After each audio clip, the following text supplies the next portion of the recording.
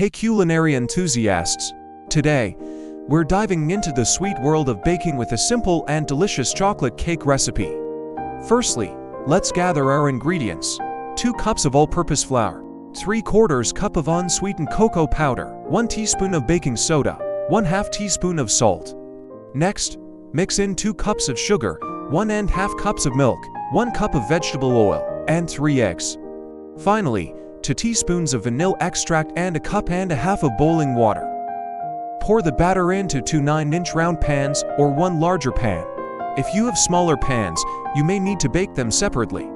Now it's time to bake. Set your oven to 350 F175C and bake for about 30 to 35 minutes. Make sure to check on your cake occasionally. We don't want it to burn. Once your cake is baked and cooled down a bit but not completely, it's time for the icing. You can use any chocolate frosting recipe you prefer.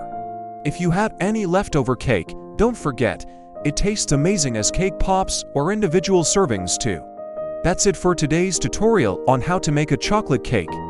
We hope you enjoyed this sweet treat recipe. Don't forget to like, share, and subscribe for more delicious recipes coming your way.